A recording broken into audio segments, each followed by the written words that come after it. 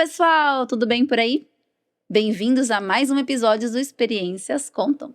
Vamos trocar mais uma figurinha hoje? Hoje a gente vai falar com uma pessoa que tem uma carreira maravilhosa.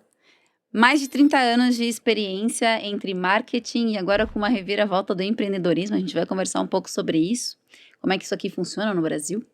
Ela é a mãe da Valentina e ela tem 2 pets, salsichas peludos, que eu adoro. É o Milu. Quem conhece do Tintim vai gostar disso, hein? Vai lá pesquisar. E o Caju.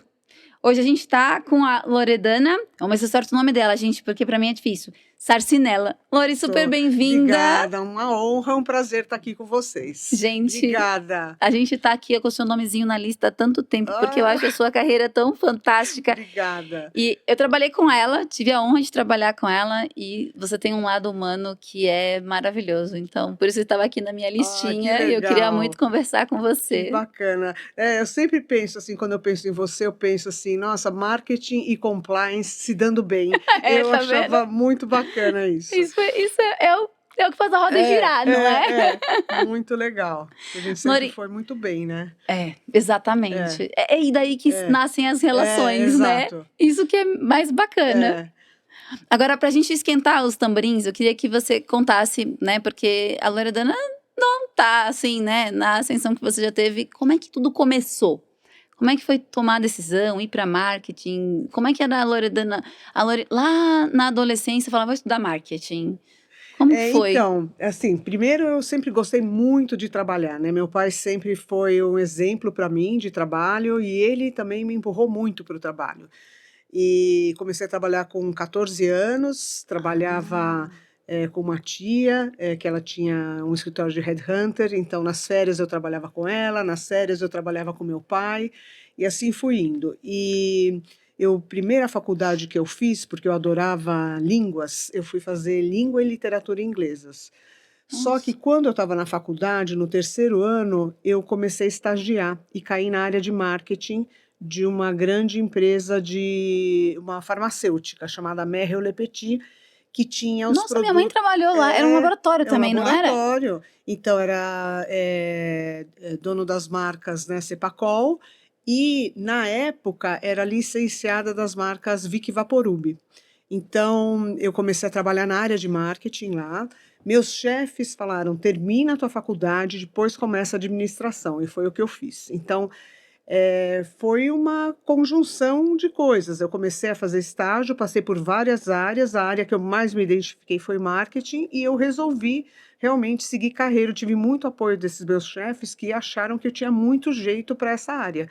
E aí eu comecei a me desenvolver nessa área. Então eu fiquei na Merrell Lepetit 2 anos e meio, por aí. Comecei a administração de empresas e de lá eu fui para o grupo Bunge, para Santista Alimentos, trabalhar com farinhas domésticas, farinhas industriais, então era a marca Sol, Boa Sorte, gelatinas, né, misturas para bolo, e lá eu fiquei 6 anos, lá eu comecei realmente a carreira bem do comecinho, né? Então, assistente júnior, pleno, sênior, depois gerente de produto júnior, gerente de produto pleno, e da Santista eu fui para a Colgate, que era o meu sonho, era poder trabalhar na Colgate, porque na época era uma das empresas mais marqueteiras. Sim, onde tinha as campanhas, né? Era onde tinha o dinheiro, né? Exatamente.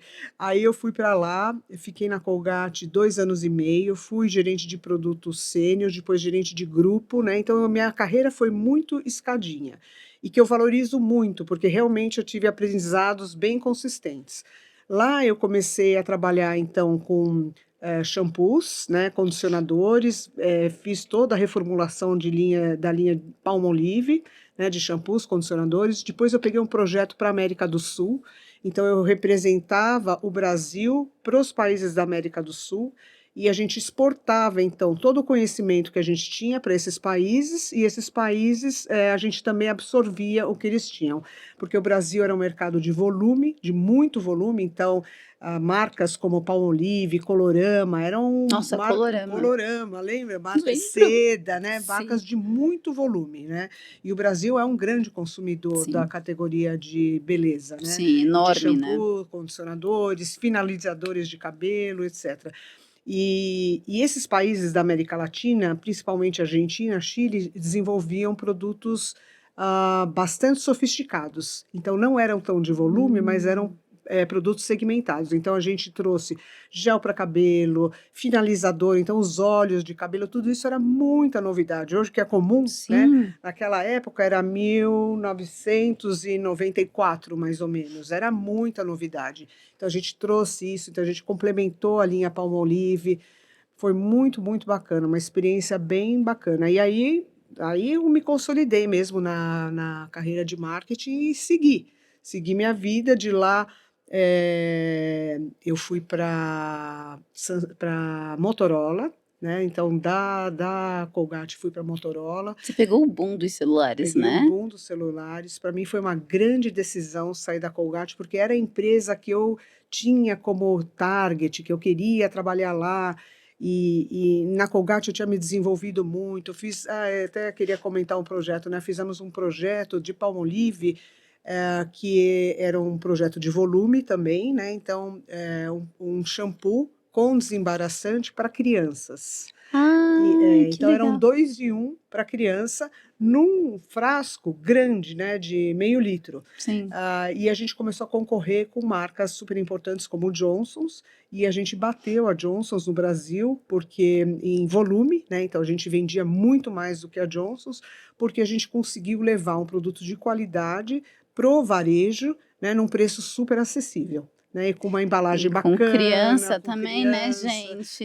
e com desembaraçante e com uma fórmula que a criança também não chorava, caía nos olhos e aí não irritava os olhos, tal. E aí esse projeto foi muito bacana, que a gente conseguiu exportar ele para a Índia. E ele virou Olha. também um projeto de grande volume, porque o mercado indiano era muito parecido com o Sim. brasileiro em termos de consumo, e aí virou um produto de grande destaque lá Nossa, também. que É sensacional. E que muito grande legal. ideia, né? Porque criança, vamos lá, passar shampoo, depois o condicionador, dá um pouco de trabalho. Então, e essa ideia veio de um trabalho que a gente fez para conhecer o mercado de shampoo 2 em 1 para adultos. E nas pesquisas que a gente fazia, aparecia muito. Para a gente vai ser, né, para o adulto falando, né, para nós vai ser muito importante, porque traz uma praticidade, etc. Mas, assim, em casa é um problema lavar o cabelo das crianças. E aí começou esse projeto, daí que veio a nossa ideia, e foi realmente disruptiva na E época. escutando as pesquisas. Olha que Escutando as interessante, pesquisas. tipo, deixa eu olhar diferente para a pesquisa. Exatamente. E da Colgate eu fui para Motorola. Na Motorola eu fiquei 13 anos. Aí lá eu desenvolvi uma carreira muito grande.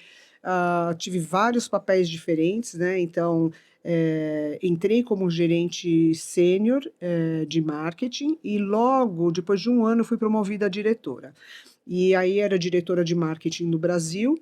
Depois peguei América do Sul, América Latina, participei de projetos globais, então era diretora representando a América Latina para o mundo, né, para trade marketing, que eu trabalhei muito em trade também, não era só marketing, e também fiquei alguns anos em vendas, onde eu atendi grandes clientes. Então, o nosso grande foco era celulares. Sim. O celular era vendido 100% via as operadoras de celular, então Vivo, Claro, TIM, que tinham nomes de Telefônica, BCP, né, e vários outros nomes.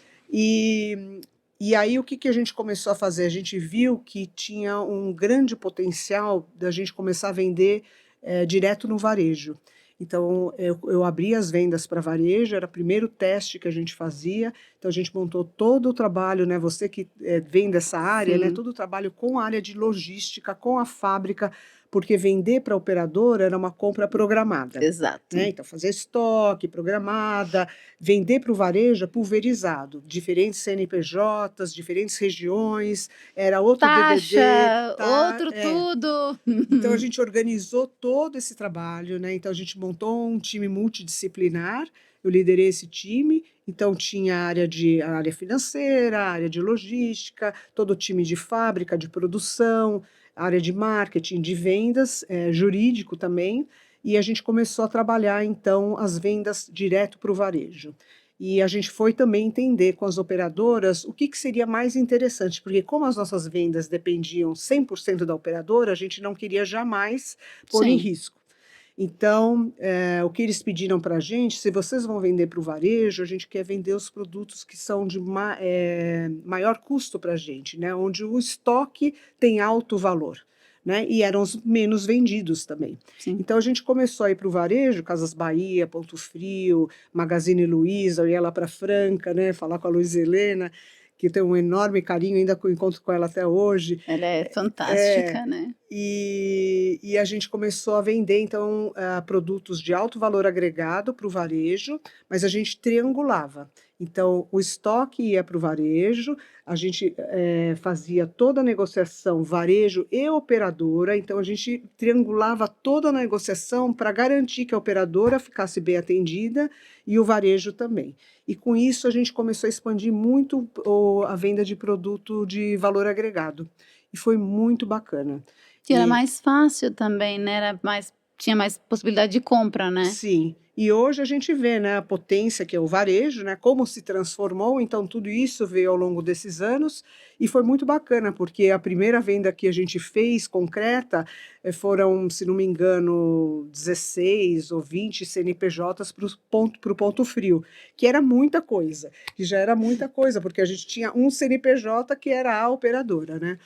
Então, e na Motorola também fiz todo o desenvolvimento de marca, né? A gente lançou o Hello Moto, que era, as pessoas tinham dificuldade de falar Motorola muitas vezes, né? Isso também era um problema global, vinha muita dificuldade da China, falavam Motorola, É. e aí a gente trabalhou com um time global, montamos a campanha Hello Moto, e onde a gente trabalhou a marca muito com posicionamento ligado a características das pessoas, né? Muito mais do que a funções do celular.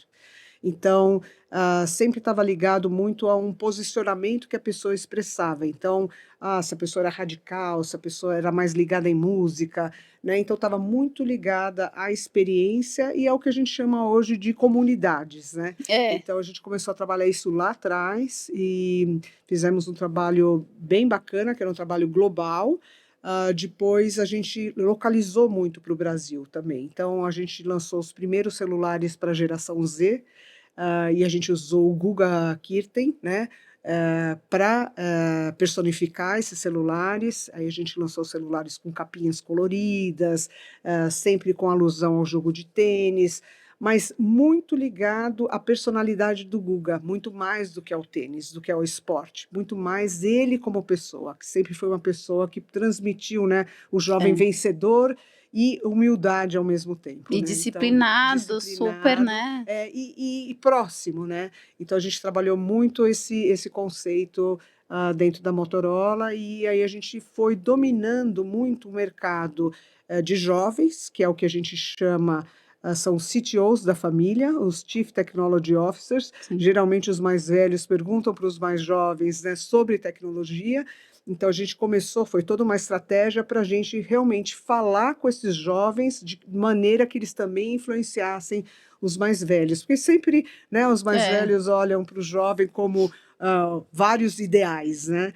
Então foi um trabalho bem grande que a gente fez. A gente teve a marca Motorola no Brasil era a primeira marca, Sim. né? Era uma marca mega reconhecida, mega amada, ligada muito à inovação, né? Então a gente teve muitos lançamentos, né? Motorola com Dolce Gabbana, Motorola com Fergie, com Ai, eu lembro da U2, Ferg. com U2, lançamos o projeto só para a América Latina com U2. Então, assim, a gente trabalhava muito a tecnologia, mas atrelada sempre a um conteúdo que fosse humanizado, sempre isso. E Então, cultural, né? cultural. Porque o Brasil, ele pode beber das fontes do mundo inteiro, mas a gente tem algumas particularidades que é só aqui, né? Muito, muito. E a gente consolidou como marca também, também nos anos que a gente, aproximadamente 7, 8 anos, a gente desenvolveu 2 plataformas para o Brasil. Uma era de moda, então a gente patrocinava o Rio Fashion Week e o São Paulo Fashion Week. Lá a gente lançava todos os celulares que eram disruptivos, então com cores diferentes, ou de música, ou ligados, a gente fazia as avant-premières com os estilistas, então Olha. a gente usava Alexandre Herkovitch, todos os grandes estilistas da época, a gente lançava os celulares nesses eventos, né? Então também colocou a marca como uma marca mega desejada. E a gente também entrou na plataforma de música. E aí a gente lançou os Motomix, né? Então, que eram os festivais de shows gratuitos, sempre com os DJs mais badalados do mundo. Então, o DJ também era algo completamente novo, inusitado, e a gente sempre trazia os mais incríveis para o Brasil. E com isso a marca foi ficando muito próxima do público jovem e do público de maneira geral, né? Como uma marca querida, não só como uma marca que trazia tecnologia puramente, né? A gente falava de megapixels ou falava de gigabytes, mas a gente estava muito mais preocupado em conectar com esse consumidor. Que interessante. E hoje é o que a gente tá fazendo de novo, né? É cíclico isso, né? Porque hoje as marcas estão nessa linha, né? Nessa Como é linha. que eu me conecto com a pessoa do outro Exatamente. lado? Mas em 90 e poucos, né, 97, 2000, tudo isso era muito novo, né? Então a gente tinha os nossos concorrentes, que era a Nokia principalmente no Sim. Brasil, e eles tinham uma linguagem muito mais dura, né, voltada muito para a tecnologia, né? Então, mas a gente tinha que traduzir, né, que benefício essa tecnologia traz para o consumidor. Então, eu falar que tem tanto de memória, tanto de gigabytes de memória, ok, bacana, meu celular tem 50 gigabytes de memória. Mas o que isso significa? Que eu vou poder ter muito mais fotos da minha família, dos meus amigos comigo. Isso é muito mais forte, muito mais engajador do que falar do número de gigabytes Sim. que o celular carrega, né? Então, como a gente traduz essa tecnologia em benefício real para esse consumidor? Que aí ele consegue entender, né? No Exato. final do dia, ele consegue entender. Então, a gente colocou a marca Motorola como marca número 1 no Brasil. Era a marca, depois dos Estados Unidos, era a marca número 2 no mundo para a Motorola. E a gente fez um trabalho fantástico, um trabalho que envolvia muito o negócio, porque eu nunca acreditei na área de marketing como uma área isolada, sempre ligada aos negócios. Isso é muito importante. Se a gente não entender a estratégia que a empresa quer chegar, né, como é que a gente pode desenvolver uma boa estratégia de marketing, né? Então, a gente estava muito ligado aos negócios, sempre indo para os varejos, para as operadoras, fazendo campanhas cooperadas também com eles. Sim. Né? Então, a gente colocou a marca realmente num patamar incrível, né? Que ainda até hoje ela tem, carrega, né, esses elementos. Aí depois você foi para... Depois eu fui da Motorola, eu fui para... Na Motorola, eu fui para a Natura, fiquei 1 ano e meio na Natura, fui ser diretora de unidades de negócio, de Ecos. Foi bem bacana o trabalho também. Na minha equipe, como Ecos é uma marca que se mistura muito com a marca da Natura, Sim. E é uma marca que carrega todos os elementos de sustentabilidade da empresa, é muito forte. Dentro da minha equipe, eu tinha pessoas que trabalhavam com as comunidades extrativistas no Brasil que todo. Então, eu visitei sensacional. algumas comunidades, né? Nós fomos para Belém do Pará, pegamos barco, chegamos nas comunidades e a gente entendia, né, como a gente podia, através da marca, também gerar valor para essas comunidades. Porque a gente acha assim, então todas as comunidades precisam de internet, todas precisam de um barco, todas... Não, para cada comunidade a gente tinha antropólogos que trabalhavam junto com a área de marketing, com a área de unidade de negócios, para a gente entender como a gente poderia beneficiá-los, né, de maneira que eles pudessem produzir mais e também regenerar a natureza, que era Sim. muito importante. E aí a gente fez lançamentos, né, nesse 1 ano e meio a gente trabalhou muito a linha Ecos, a reformulação da linha Ecos, com todas as embalagens recicláveis e recicladas, né? Então Sim. eram recicláveis e eram embalagens também recicladas, né?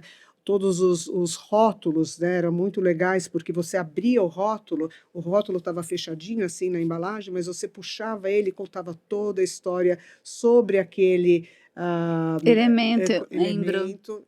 Muito, muito Da bacana. castanha e tudo mais. Exatamente. Que sensacional. Muito, muito legal. E na Natura, eu trabalhava então com a linha completa de ecos, né? Shampoos, condicionadores, sabonete, óleos. Tinha a linha de Seve de óleos também, que Sim, estava que dentro da aliás é minha. ótima. É maravilhosa, né?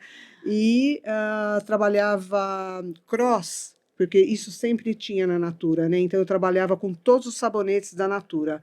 Ou um par meu de outra unidade de negócios trabalhava com todos os shampoos da Natura. Então a gente, além de olhar a marca específica, a gente também olhava, cada unidade de negócios era responsável por uma categoria específica transversal. Que interessante, é bem bom porque interessante. você acaba conhecendo outros pilares Outros também, né? pilares, Até as outros mercados, necessidades. Uma ótima estratégia da Natura. Bem Gostei. bacana. E naquela época a Natura começou isso era 2010, internet crescendo, e a Natura começou a olhar também as vendas não só via as revendedoras, mas também via online, né? Então foi nessa época que eu estava lá, começou também a mudar um pouco isso, mas eu logo saí, recebi uma proposta que era incrível, de uma empresa argentina chamada Arcor.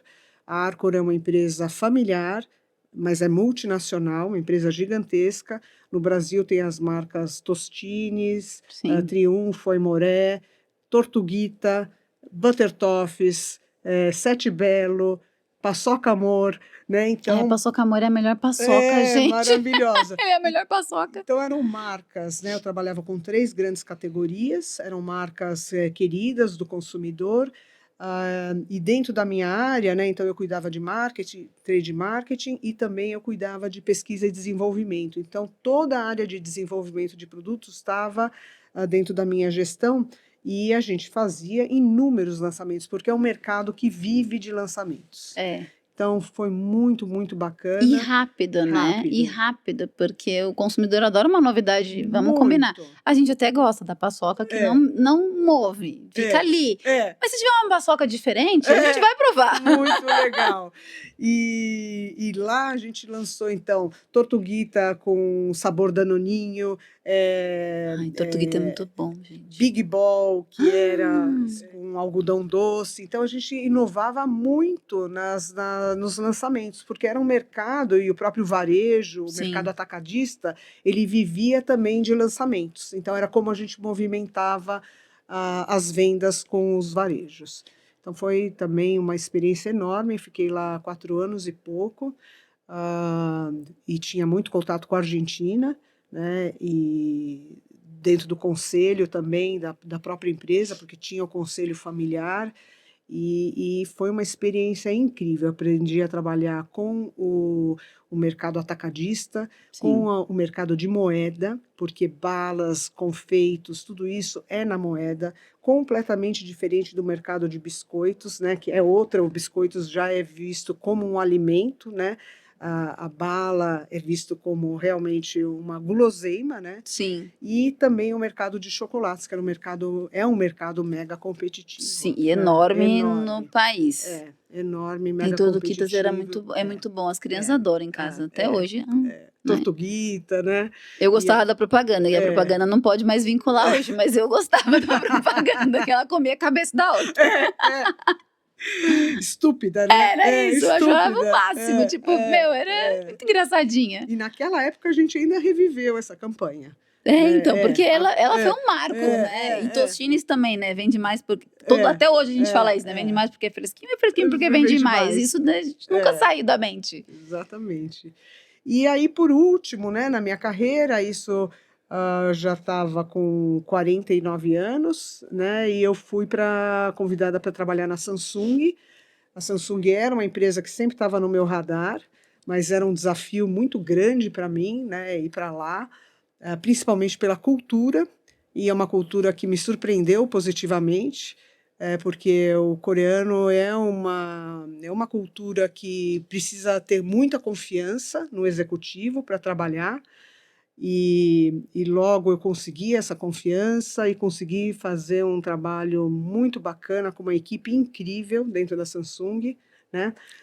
Trabalhamos juntas e colocamos a marca também número 1 no Brasil. Então a Samsung realmente se posicionou de uma maneira, né? Nós conseguimos fazer um trabalho muito bacana de posicionar a marca como uma marca que era uma marca sisuda, Sim. né? Profissional, dura, para uma marca totalmente voltada para o consumidor, totalmente entendendo as necessidades do consumidor e falando uma linguagem que trazia muita experiência também, né? Então a gente trouxe muita experiência ligada à câmera, né? Através dos patrocínios que a gente fazia no Lollapalooza, Exato. né? Então a gente trazia muita experiência em tudo que a gente fazia e ligamos também o celular a todo o ecossistema, então aos relógios, aos fones de ouvido, porque esses também se tornaram, né, e tiveram desenvolvimentos incríveis, Exato. né? Não, relógio, então, é, nossa, foi um virou dos uma produtos que febre. virou febre. Então a gente colocava o celular como produto central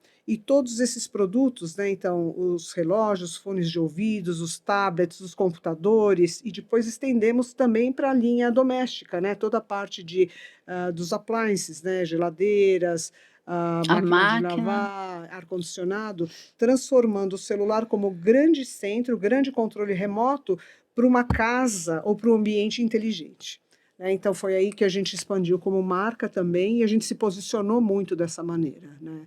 Então foi um trabalho lindo. Nós ganhamos em 2018, ganhamos o Caboré, que é o prêmio máximo do mercado, né, da Sim. publicidade, e ganhamos esse prêmio que para a gente foi um grande reconhecimento de todo o trabalho. E foi um trabalho de muito, muito investimento e muito conhecimento mesmo do mercado brasileiro e de muita inovação, né? Então, a gente trabalhou, logo que eu entrei, nós trabalhamos as Olimpíadas, né? Eu lembro.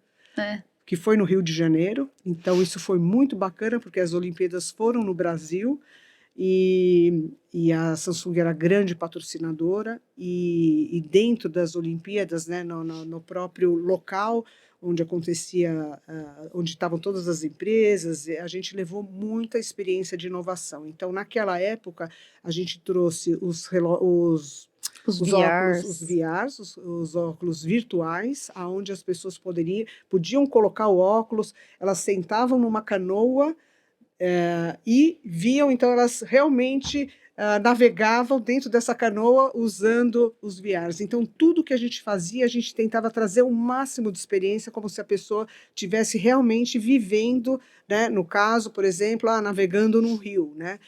E toda essa experiência, esse ecossistema conectado, né? Isso era bem bacana. E nesse mesmo ano, a gente fez parceria com grandes bancos, então com o Itaú e com o Bradesco, e lançamos o Samsung Pay.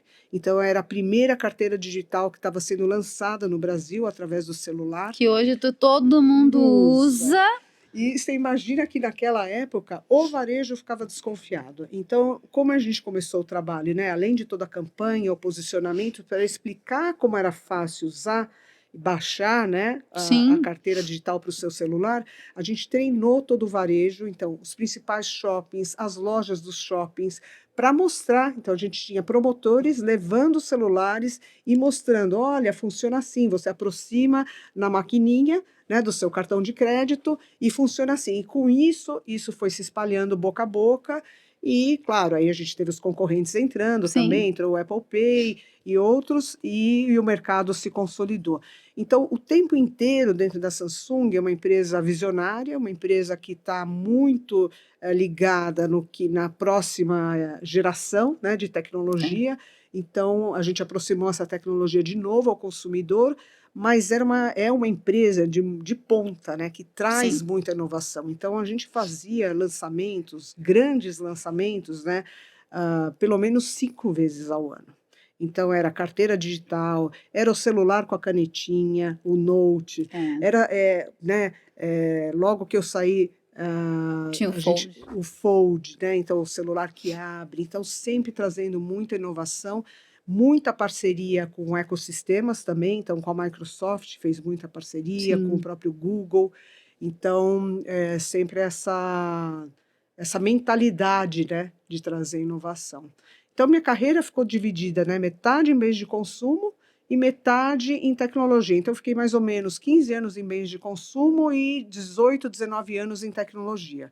E eu adoro ambos, né? Eu E acho em muito tecnologia, na Motorola, você foi uma das primeiras mulheres a ser líder dentro de uma área que até então era extremamente dominada pelos pelos homens. homens, sim, é verdade. Eu era a única mulher dentro da diretoria, né? Então, mas como eu sou a mais nova de 2 irmãos, isso nunca foi um problema para mim. Então, Já tinha ali, ó, já estava, ó, já conheço esse terreno. já conheço esse terreno. E como líder mulher, eu ajudei muitas mulheres a se posicionarem também dessa maneira, né? Então, como falar, como entrar numa reunião e se posicionar, não deixar ser interrompida, conseguir colocar toda a ideia, né?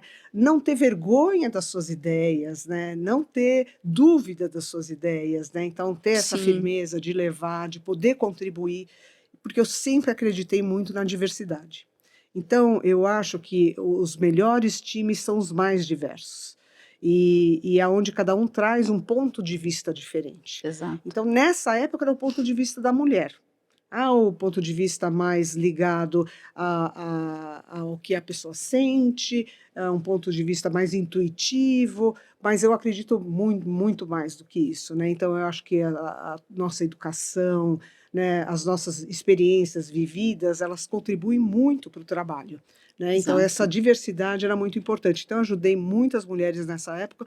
Na própria época da Motorola e da Samsung, eu participava do grupo de mulheres. Já na Samsung a gente começou a ampliar, porque não era mais só de mulheres, era de diversidade, então incluía não só diversidade de gênero, de raça, de religião e também incluía os PCDs, que era muito importante a gente também abarcar pessoas com deficiência Sim. dentro de uma nova mentalidade. Porque no final do dia, o que a gente precisa é muito a diversidade das ideias, né? Não importa de onde elas vão vir, mas assim, Exato. é da ideia, É, né? E é o que você falou, a experiência de cada um traz vieses, gostos diferentes, e é isso que faz a coisa acontecer. Essa é é, realmente a tecnologia nascer, né? O é. mudar o ponteiro, né? Exato, exato. Mudar todo o contexto, né? E como Exato. você vê esse contexto, né? E muitas vezes, por exemplo, a gente ia falar de produtos, sei lá, celulares ultra baratos, né? Ah, dentro de um grupo que só tem pessoas que vieram de uma classe social de melhor condição, como é que ela vai entender, na realidade, o que as pessoas precisam? Só grupo de pesquisa para ajudar? Não, a gente precisa ter contextos diferentes, vivências diferentes, para ir agregando, né, nesse pensamento e poder trazer o melhor para o consumidor daquela empresa. E só vivenciando, né? Só você pisando ali, É. né? Entendendo como funciona, né? E aí você sai desse mundo corporativo com essa bagagem, já sabendo como é que lidar, né? Gente, em 97, né, na Motorola, Na quando você Motorola foi em assume, 97, é, e em eu só. 97 É, até agora a gente tá um pouquinho melhor, né? Quando a gente é, fala um pouquinho um melhor, pouquinho gente, melhor. melhorou, né? Os números não mostram muito, né? Mostram. Mas melhorou um pouco, né? As empresas pelo menos têm mais cuidado em não só ter mulheres em cargos de entrada, mas em cargos de liderança, né? Porque às Sim, vezes a empresa fala, eu tenho 50% da minha força de equipe, da trabalho. força de trabalho, é de mulheres. Mas aí você vai ver, tudo força de mulher na base, né? Sim. Então, também existe esse cuidado hoje, mas ainda é algo que tem muito para se desenvolver, né? Agora saiu a lei das estatais, né, de ter 30% de mulheres em Sim. conselhos, né, uma área que eu venho também trabalhando muito. Há 4 anos eu estudo no IBGC, faço parte da comissão de estratégia do IBGC, e é algo que eu tenho batalhado muito também, para a gente diversificar isso, porque um conselho só com homens, né, todos mais velhos da área financeira, né, Não vai e resolver ter mulher na liderança, porque o top-down vai acontecer. como pode ter visão de risco, visão de competências, né, para o futuro, sendo que existe uma visão única, né, um padrão único de E pensamento, que não né? mudou, né? Continua igual, É. então não vamos sair do lugar. E por isso que os números não mudaram muito de 2000, né, de 97 até agora, vocês estão entendendo? E aí você sai do mundo corporativo e vai Isso. empreender no Brasil. Oi. Oi. Então, eu saí do mundo corporativo com quase 55 anos, faz quase 5 anos, né? Eu estou com 59 anos, e eu fui me aproximar de startups, porque eu queria fazer algo diferente. Eu queria continuar trabalhando no mercado, e eu adoro não só o marketing, né, o posicionamento, mas eu gosto do negócio, né? Então, eu gosto de entender o negócio, e como as áreas de maneira holística funcionam. Então, eu fui me aproximar de startups. Eu comecei como conselheira de uma startup chamada Mulheres no Comando. Então, comecei a trabalhar com eles, eu investi lá, e a gente tinha reuniões todo mês, onde a gente trabalhava a plataforma deles. Todas as startups que eu vou te contar são de educação, tá? As 3 startups que eu me aproximei. E comecei como conselheira e comecei a aprender, principalmente. Então, eu levava minha bagagem, mas eu aprendia toda a linguagem que é de startup, que é completamente diferente de empresas. Então, eu até costumo dizer que é diet, né? Não tem isso, não tem aquilo, não tem verba, não tem Diet, adorei. equipe, low sugar, low... E comecei a trabalhar, entender os KPIs também, muito importantes, né? São outras métricas, outra maneira de ver o negócio, outra maneira de ter investimento, né? Eu fui Sim. entender o que eram os investidores anjo, o que é série A, B, C, com fundos de investimento, né? Como elas funcionam.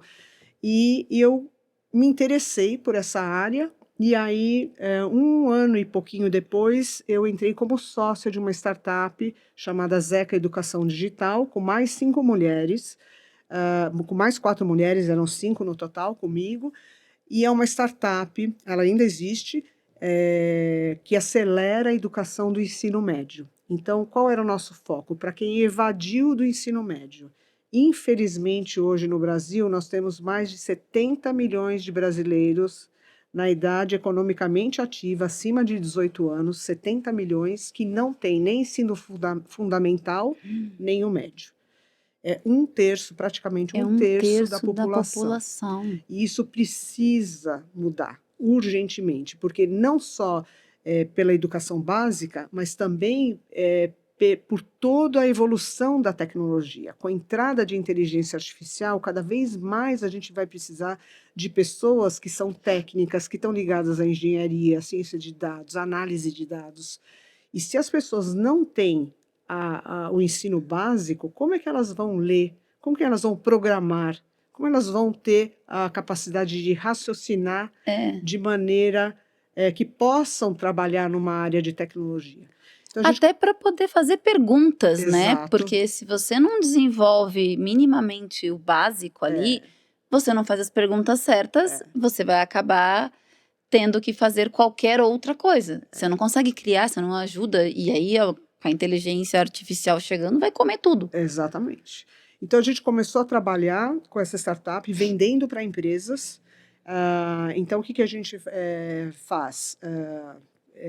A gente acelera o ensino médio, que ele dura 3 anos, ao vivo, e à noite, geralmente, né? É o supletivo. Sim. Então, a gente criou um supletivo digital, que a gente acelera o ensino médio em até 10 meses. Então, a pessoa tem 10 meses para estudar todo o conteúdo do ensino médio. É um conteúdo que a gente segue todas as exigências do MEC. E em 10 meses, ela pode prestar o exame do governo, que é chamado Enseja. E se a pessoa passa, ela recebe, então, o diploma daquela escola que ela fez o exame. Então, eu fui fazer esse exame, até para entender como funcionava. Sim. É praticamente uma eleição, porque as escolas todas param, tem B10, você recebe um bloco de provas, tudo nominal, existe bedel dentro da sala, tudo, né? Você tem que tirar o celular, e é uma prova super séria, 4 horas de manhã, 5 horas à tarde. Então, Nossa Senhora. E aí a gente teve mais de 500 alunos, né, dentro da ZECA Educação, com índice de aprovação de mais de 80%, então o conteúdo era muito bom. Então, conteúdo todo digital, mais as aulas ao vivo, né, que sempre uma parte humana é necessária, até para a pessoa dar continuidade, né, não desistir.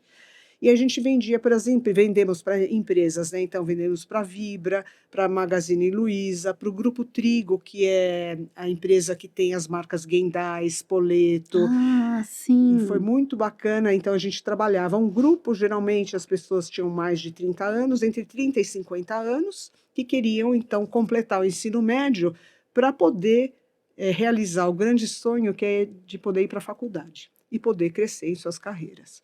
Então, essa foi a primeira startup que eu trabalhei. Aprendi demais, aprendi a pensar como um startupeiro, aprendi, né? Eu sempre controlei o P&L dentro das empresas, né? Eu tinha gestão sobre o P&L, sobre as margens, né? Então, tudo isso fazia parte do meu escopo, mas eu não fazia fluxo de caixa. E aí é outra história, né? Então, não tinha que pagar salário, né? Não tinha que pagar os impostos, nem todos os fornecedores. Então, hoje eu sinto na pele o que é empreender no Brasil, que é outra coisa, não tem nada a ver com toda a carreira que eu tive como executiva, né? Então, tem me agregado muito, como pessoa, principalmente, né? E como responsabilidade de negócio, né? Então, essa visão holística que eu tanto gosto de ter e queria Sim. ter, né? Então, eu acho que eu completei muito, né, com essa experiência. E hoje, além da Zeca, eu sou sócia de uma outra startup também de educação. ah, É também uma plataforma digital, é uma plataforma que já tem uma base de inteligência artificial. A Caraca. gente também vende para empresas e o nosso foco é a educação dos funcionários em tecnologia. Então, a gente ensina Que linguagem legal. Python e inteligência artificial. E aí é uma demanda bastante grande, a gente está com ótimos clientes, né? Então a gente tem a B3 como cliente, a Neurotech, o César. Estamos em negociação com outras empresas grandes, porque hoje as empresas precisam, de alguma forma, né, se digitalizar. E não é a empresa, né? São seus funcionários. Então, a gente realmente precisa trabalhar esse ponto da tecnologia, das pessoas se aproximarem. Então, tem muitas pessoas que têm medo da inteligência Sim. artificial. Não querem aprender, então também tem rejeição, não querem sair do conforto, né? Eu sempre trabalhei desse jeito, mas a inteligência artificial, e eu sou fã, né, do lado bom, né? Ela traz uma produtividade Incrível. gigantesca. Mas você precisa aprender a usar. Então, o que a gente trabalha? Grupos dentro da empresa, então grupos que a empresa tenha foco para desenvolver essas pessoas. A gente forma essas pessoas como analista de dados, ou a gente trabalha grupos que a empresa tem foco do lado de fora. Então, por exemplo, agora a gente Ah, acabou de trabalhar 30 mulheres para a Neurotech, no Recife. A gente teve 4.500 inscrições. ou Dessas seja, tem temos uma demanda demanda gigantesca. enorme, enorme. Dessas 4.500, a gente seleciona. Então, elas passam por testes 2 semanas, e aí ficamos com 550 aptas e com raciocínio lógico para poder aprender e se desenvolver em análise de dados. Então, essas mulheres nós treinamos agora 30 para a Neurotech, mais 30, né, 60 mulheres, formamos as 60, começamos com 60, 6 meses depois estávamos com 60, Ninguém evadiu ninguém nada. evadiu, porque a gente logo no começo monta squads. Então, a Ah, performance de uma é a performance da outra.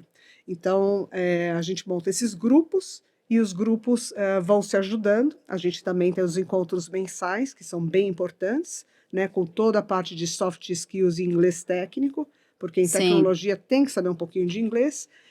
E agora, a gente já formou um grupo de negros também, então são sempre Legal. grupos diversos. E agora a gente acabou de fazer um hackathon enorme, a gente teve 200 inscrições, 120 aprovados, o hackathon teve 60 pessoas, PCDs, todos Uau. PCDs, com nível 1, às vezes nível 2 de autismo, deficiência física, visual, auditiva, e agora a gente está contratando 30 PCDs para o César. O César é uma das empresas de tecnologia mais avançadas do Brasil, se chama Centro de Estudos Avançados do Recife. Essa empresa desenvolve muitas tecnologias para Motorola, para Samsung, para várias empresas de Isso. tecnologia, para startups também. É uma organização sem fins lucrativos, mas é uma organização enorme de ponta. Então, eles quiseram também trazer PCDs para dentro da empresa, e agora esses 30 que a gente conseguiu contratar, selecionar, etc., eles vão ser treinados por nós durante 6 meses em análise de dados. Que E sensacional! é esse o trabalho que a gente faz, eu tenho muito orgulho, né? Eu tenho orgulho de poder ter um impacto no mercado, né? Então, a gente formou muita gente no ensino médio, agora a gente está formando, né, algumas pessoas também em tecnologia, mas também eu adoro essa parte de tecnologia, então eu acho que a educação e a tecnologia andam de mãos dadas, né? Sim. Então, você poder levar a tecnologia para o Brasil inteiro através, né, da inteligência artificial, da internet, é incrível, é um poder que a gente tem e deveria usar mais. Bem mais, né? Você trouxe uma fala interessante, um dado interessante, assim, foram 4.300 mulheres inscritas, e delas 500 passaram, porque ali tinham alguns crivos que se faz necessário. Como é que você acredita que a gente tem que corrigir essa primeira lacuna? Porque eu acho que essa primeira lacuna, ela tá lá nas crianças, né? Tá ali no pré, tá no primeiro Funde 1, Funde 2. Como a gente impacta isso? Então, você tem toda a razão, né? Então, quando a gente começou o trabalho para ensino médio, a gente via hoje existem milhões de cursos técnicos, né?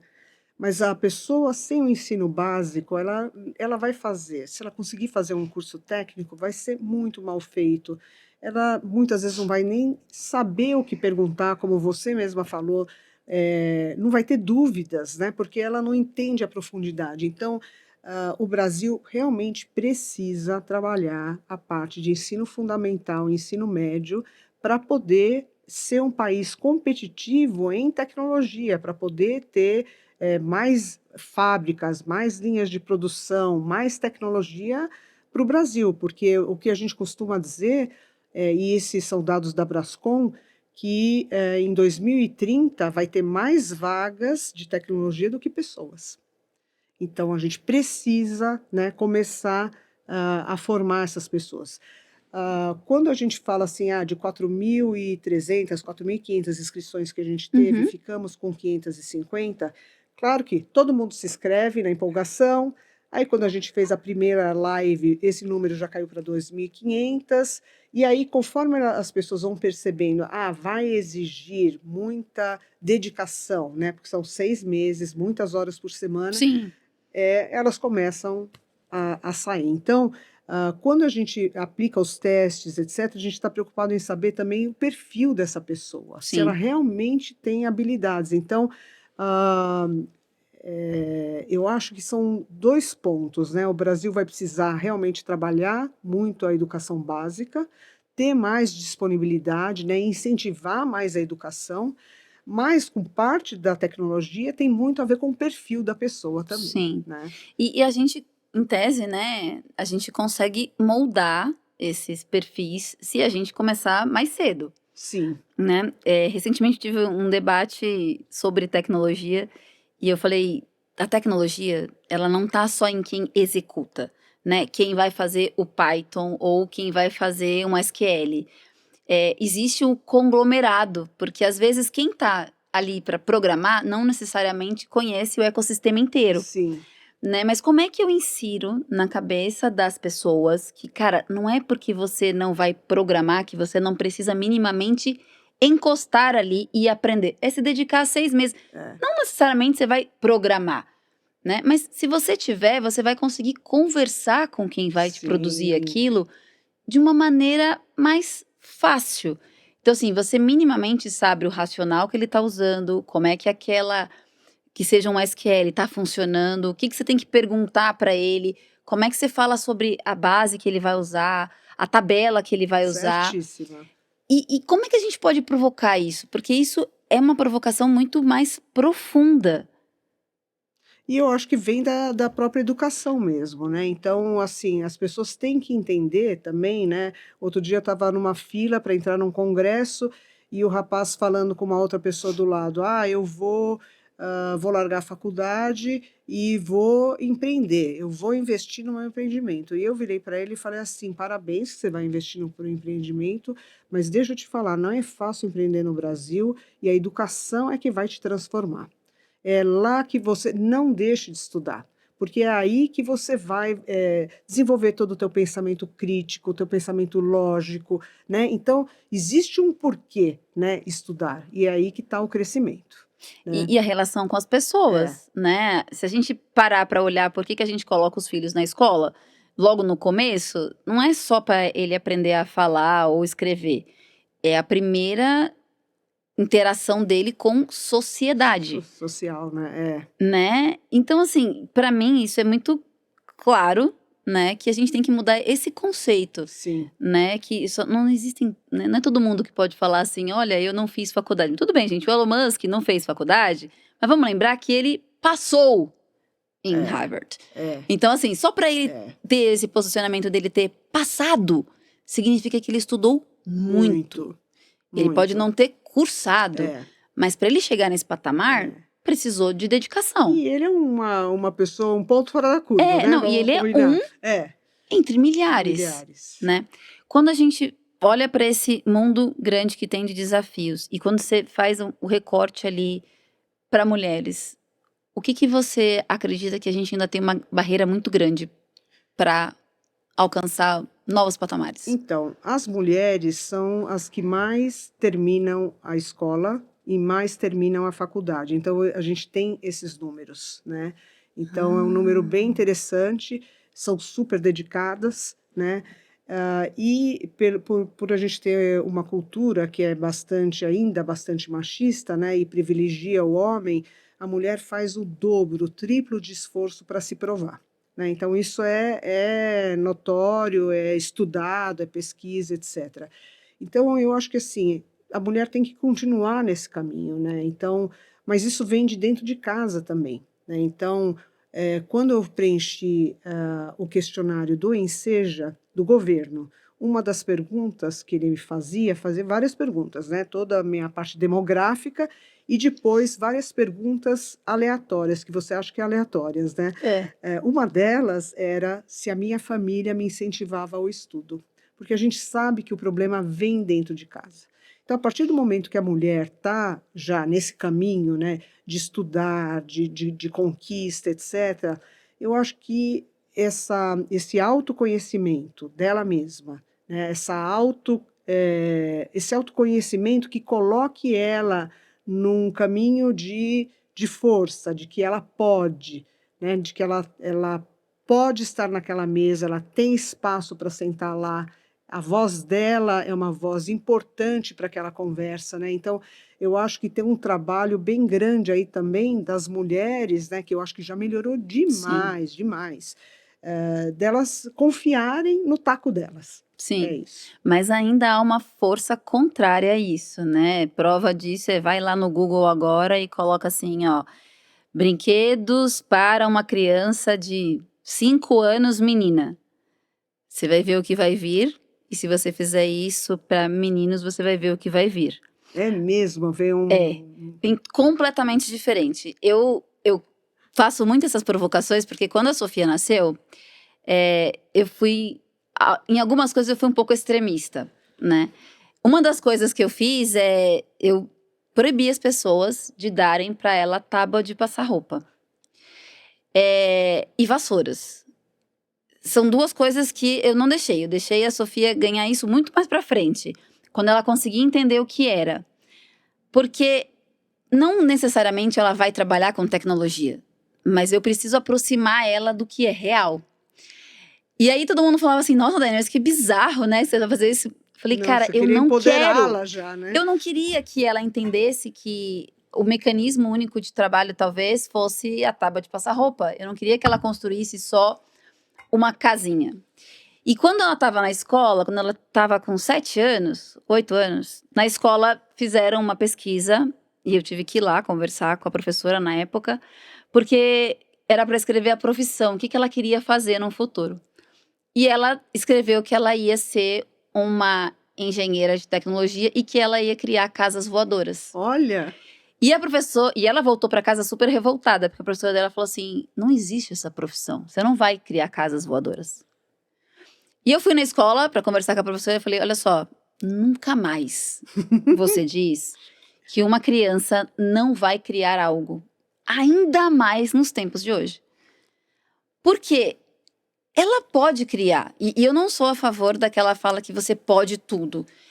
Eu acho que você pode se esforçar para um algo maior, né? Eu, mas por não exemplo, pode podar a criatividade. se for um limite grande. Por exemplo, eu nunca poderia jogar basquete, cara. Não dá, eu só tenho 1,52 m.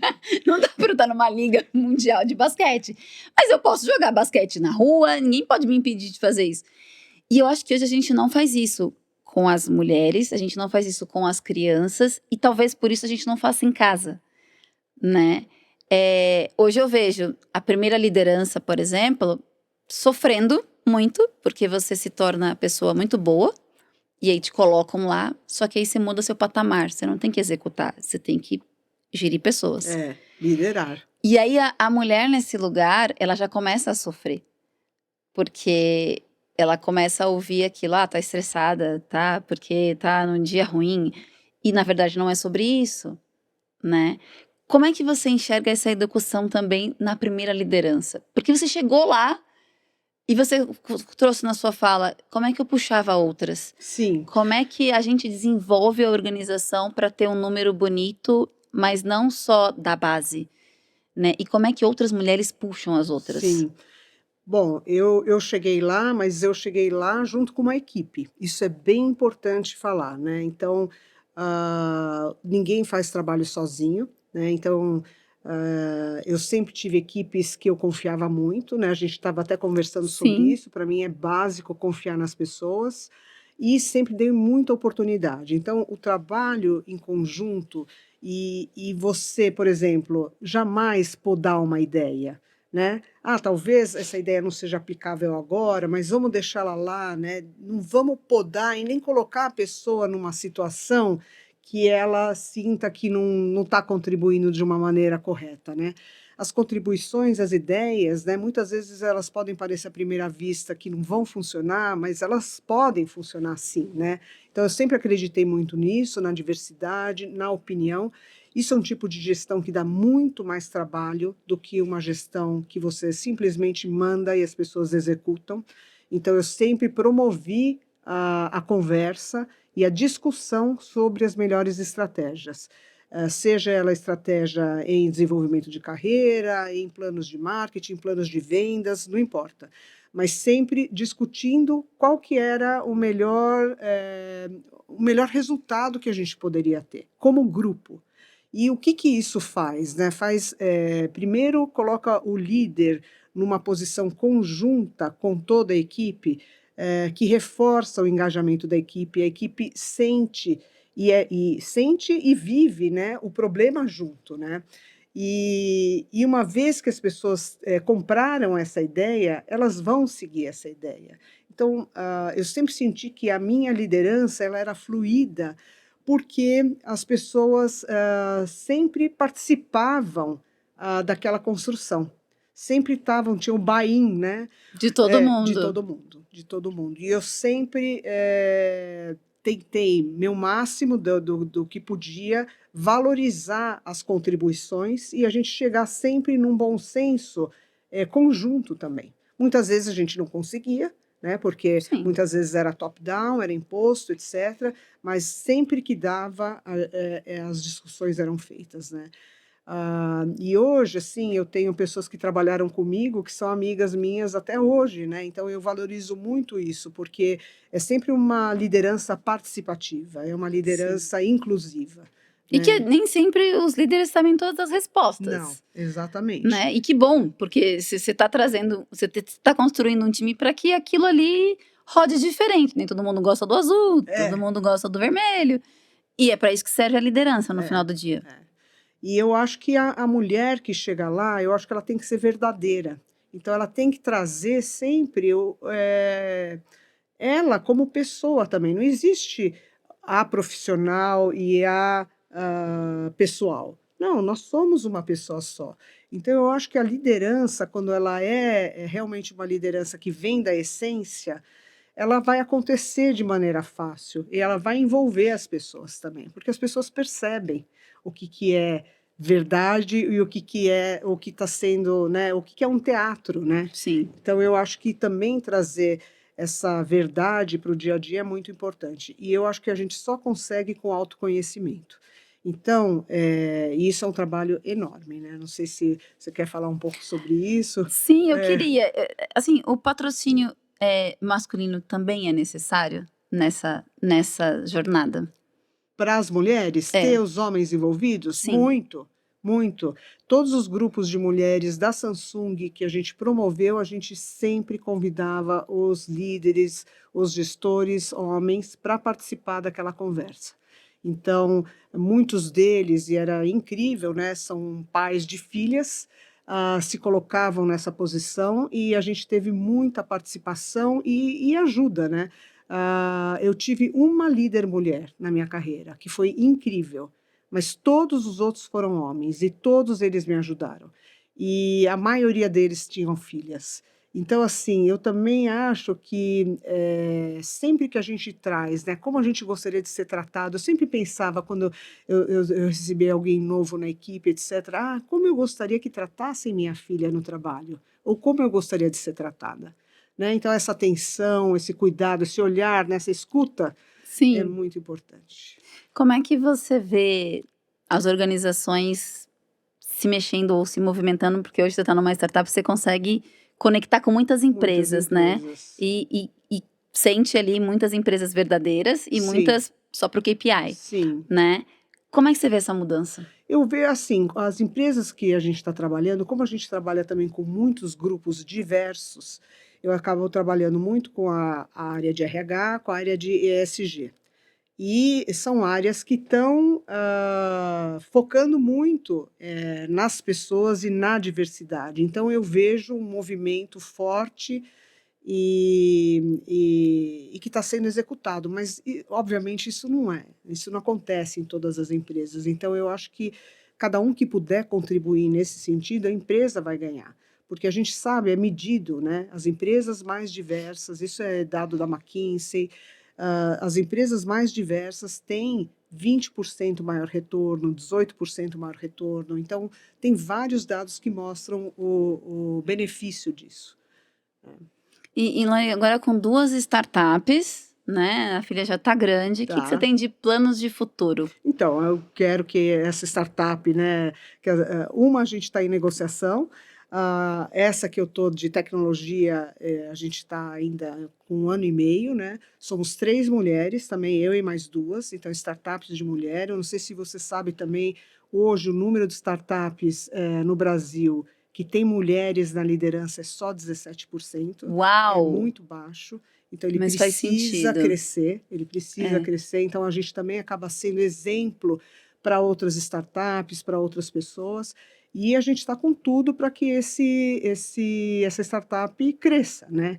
Então a gente está pensando em maneiras de como a gente pode crescer para a gente também escalar, porque hoje a Sim, gente trabalha muito por projetos, então a gente sim. precisa escalar esse negócio, mas é um negócio que tem muito potencial para crescer. Então hoje o que eu penso? Eu penso muito assim, eu ainda estou muito dentro dos negócios, né? Eu faço 60 anos o ano que vem e eu não me vejo parada nos próximos 10 anos, mas nem de Nem perto.